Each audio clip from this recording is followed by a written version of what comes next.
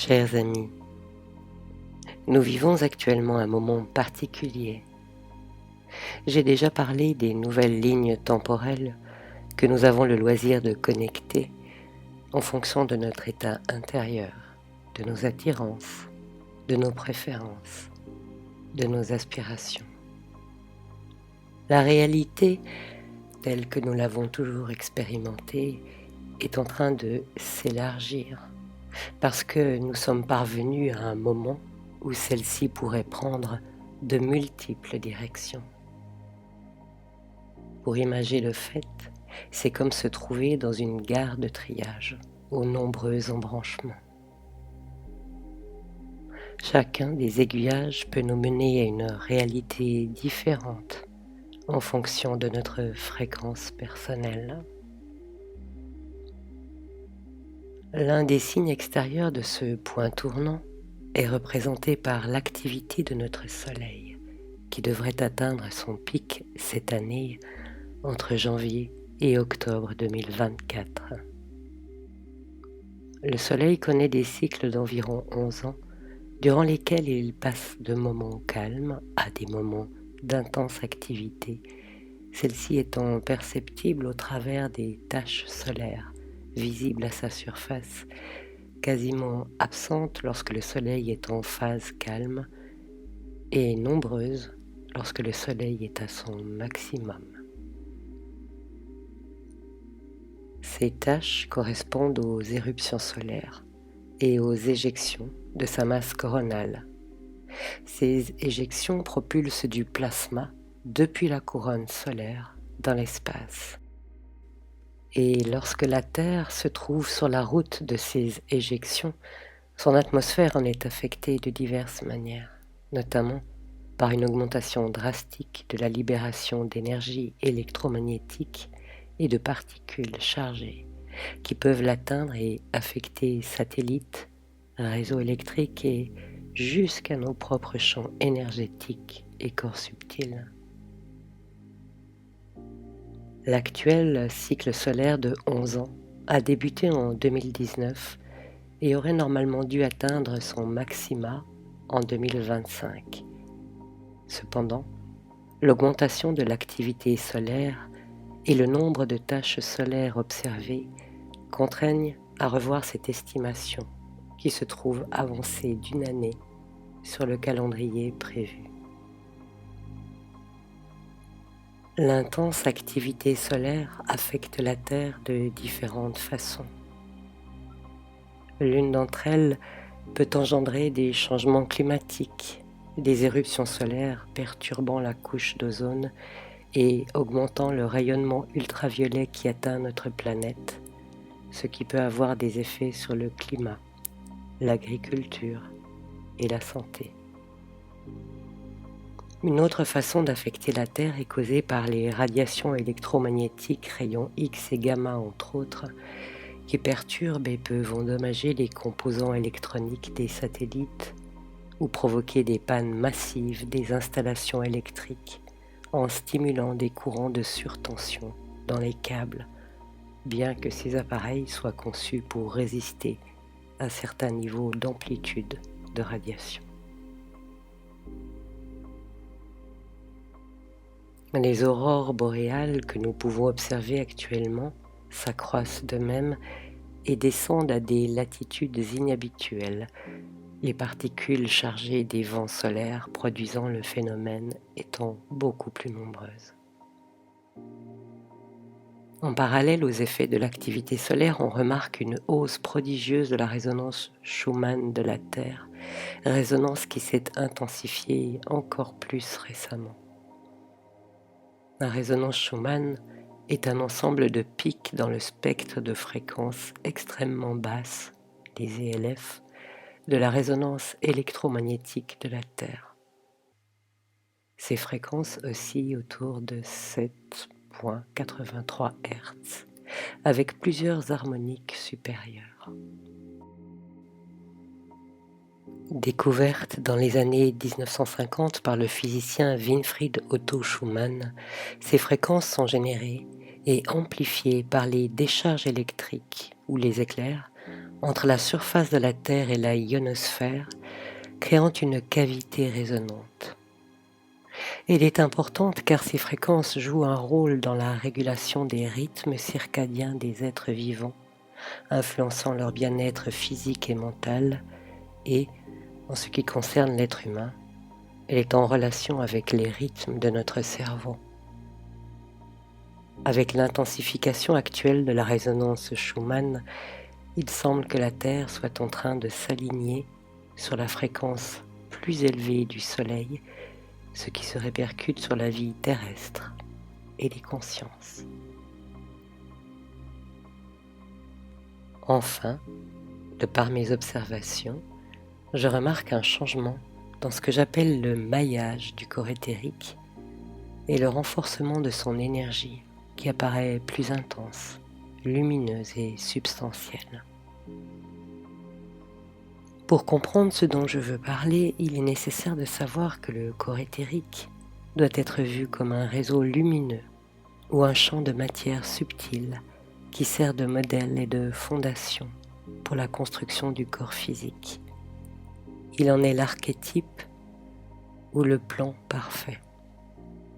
Ce modèle est tel un tissu utilisant la matière éthérique pour façonner la forme du corps physique.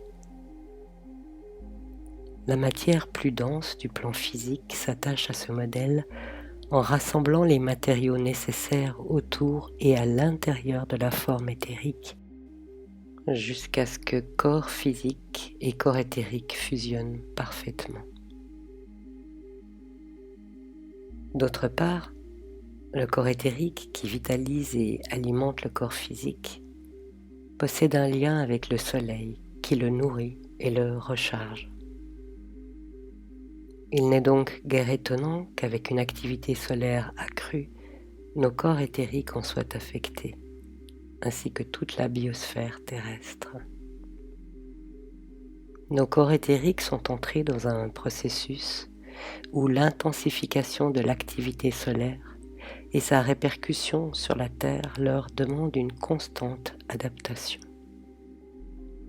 Les fréquences augmentant, nos corps éthériques dispensent plus d'énergie à nos corps physiques qui, à leur tour, doivent s'adapter à ces nouvelles fréquences bien plus élevées.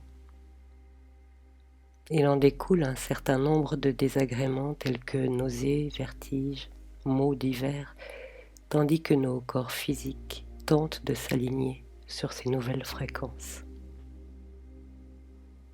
J'aime l'idée de comparer ce processus à celui que vit un plongeur remontant des grands fonds et pour lequel il est nécessaire d'effectuer des paliers de décompression pour qu'il rejoigne la surface en toute sécurité.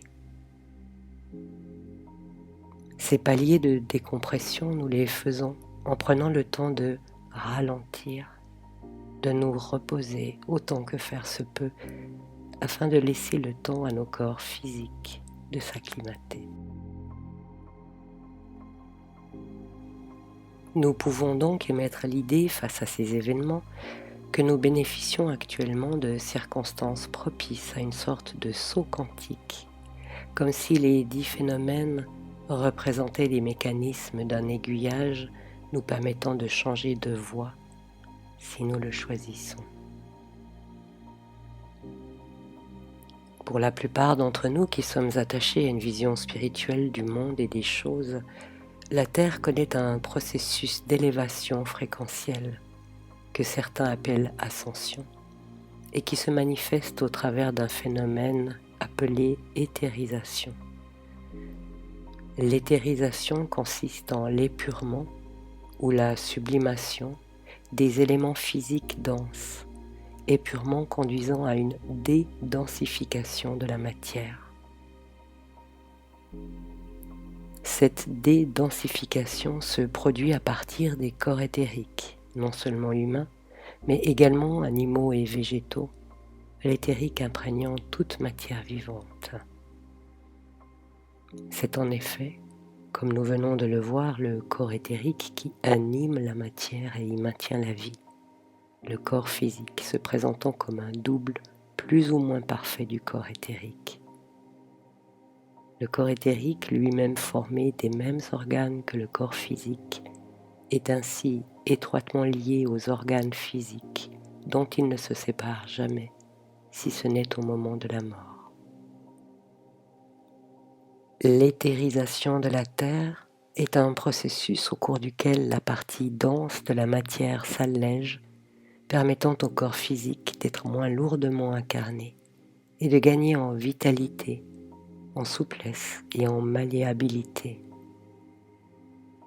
Il s'agit d'une spiritualisation de la sphère terrestre et de ses habitants.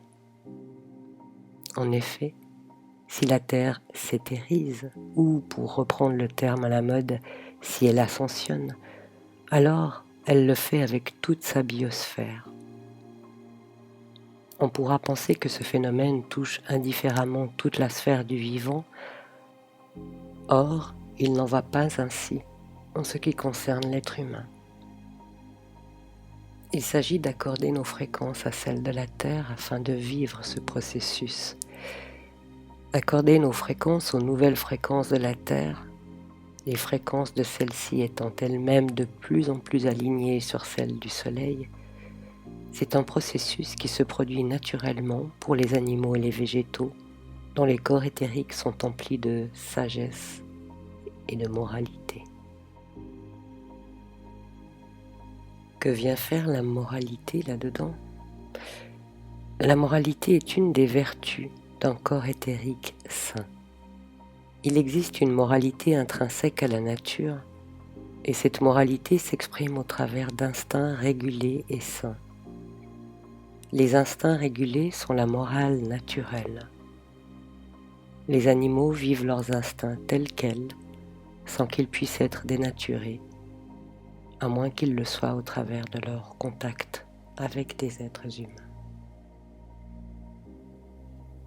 Et la chose est effectivement différente en ce qui concerne l'être humain. Celui-ci a également des instincts, mais aussi un intellect.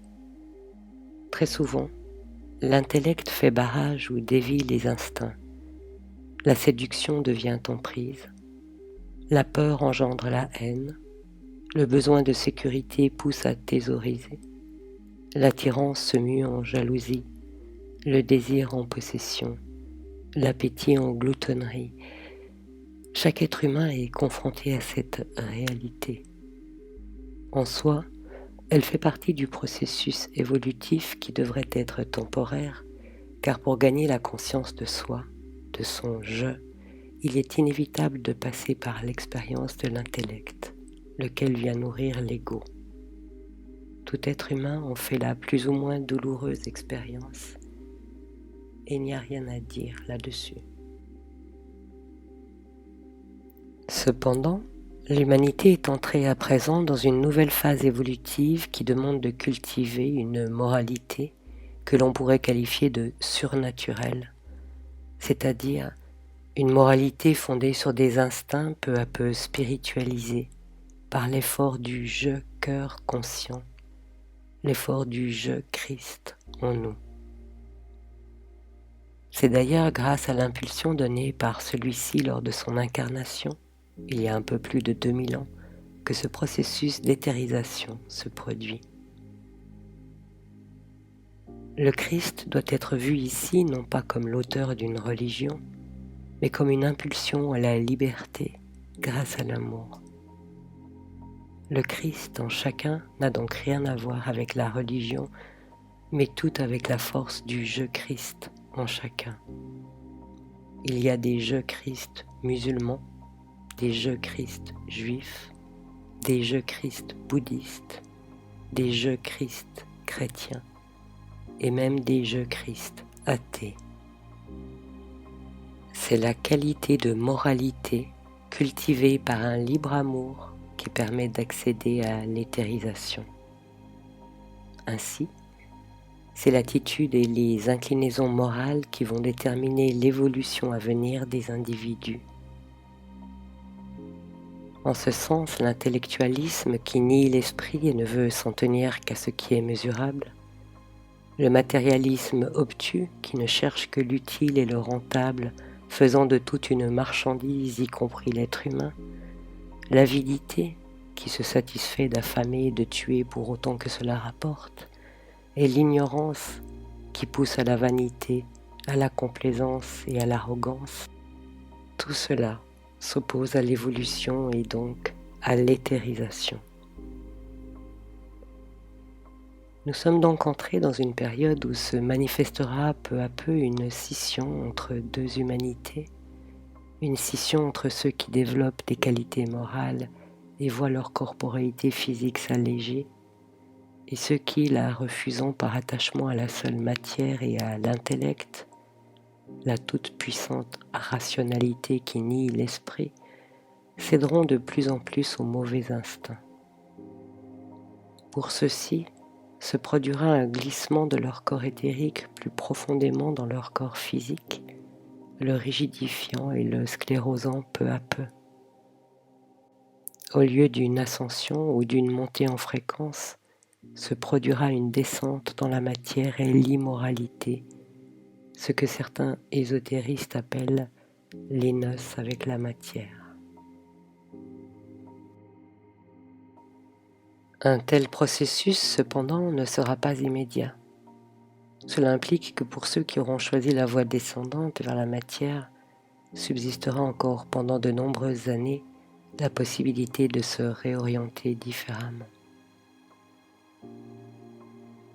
Durant les années qui viennent, de nouvelles lignes temporelles vont se dessiner en fonction des choix de chacun. À terme, 2, voire plusieurs lignes temporelles pourraient se manifester dans le même espace, mais non pas dans la même densité. Il arrivera alors que des individus issus de 2 lignes temporelles différentes se croisent sans interagir car, bien qu'ils puissent se voir, leurs réalités temporelles seront si dissemblables qu'en fait, ils se verront sans se voir, leurs mondes respectifs ne répondant plus aux mêmes exigences morales, c'est-à-dire aux mêmes fréquences.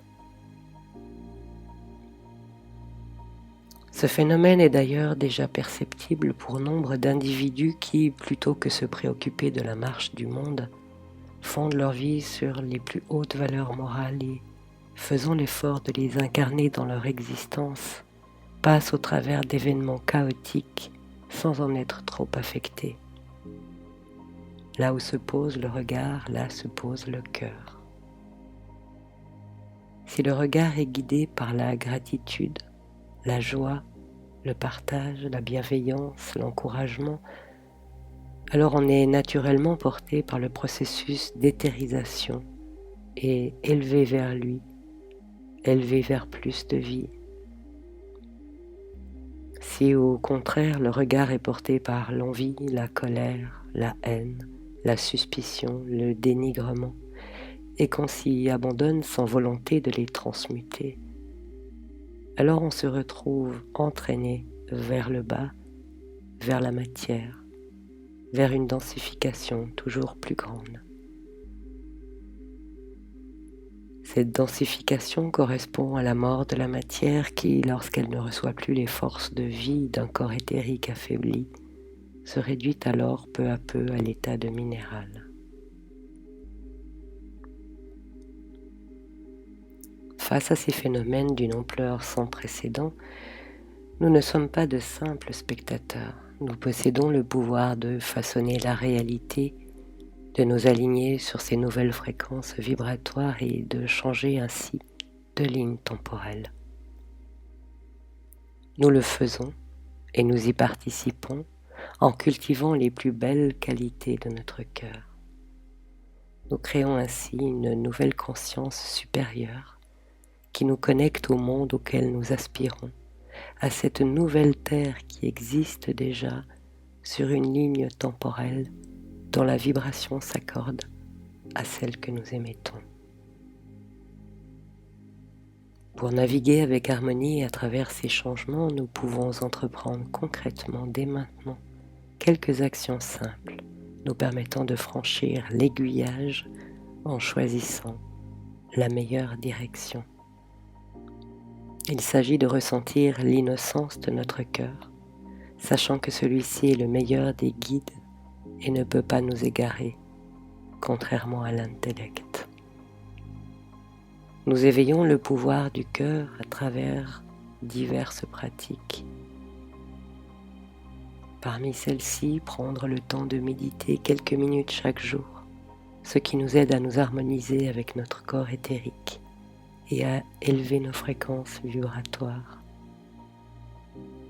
Ou alors renforcer notre lien avec la nature en passant du temps à l'extérieur, en nous laissant imprégner par l'atmosphère qui s'en dégage et qui est emplie de ce que l'on appelle les êtres élémentaires, qui sont en fait des êtres éthériques qui s'occupent des plantes et des animaux.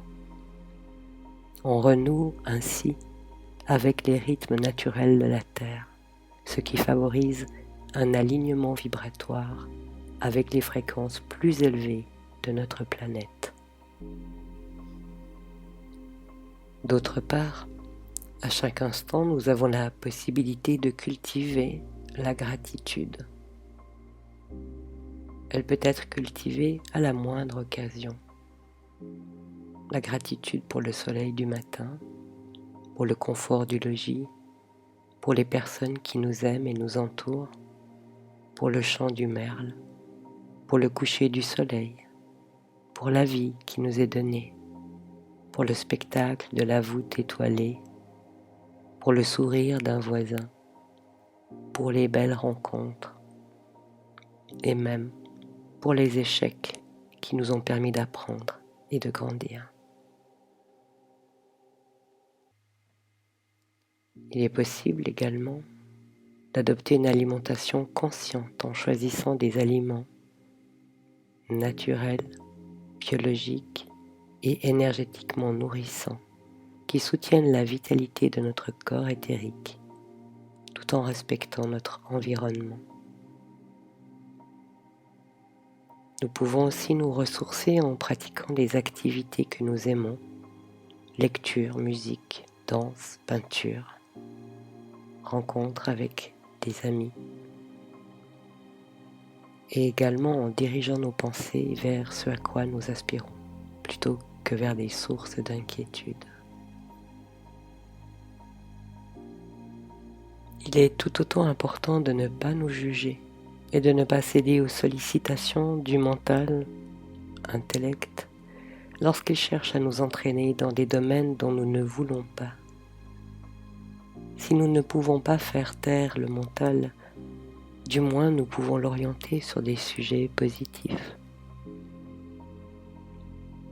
Nous pouvons également nous tenir informés sur les dynamiques cosmiques et terrestres et suivre des personnes qui ouvrent la voie dans ces domaines, tout en gardant notre capacité à penser par nous-mêmes.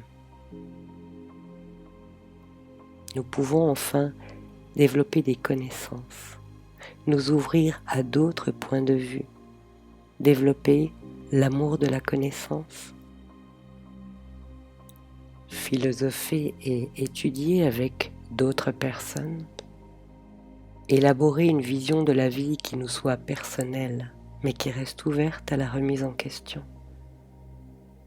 Ce dernier point est important, car le fléau actuel est celui de l'ignorance et particulièrement le refus de penser par soi-même, sous prétexte de ne pas se prendre la tête, ce qui nous rend suggestibles et dépendants. Étudier, connaître sont des points importants sur le chemin de la sagesse.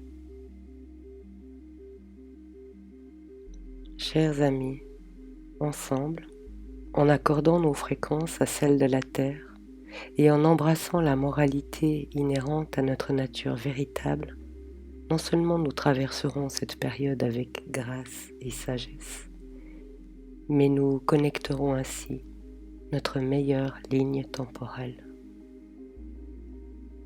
Je vous souhaite de magnifiques moments de plénitude dans la lumière de votre soleil Christ-Cœur intérieur.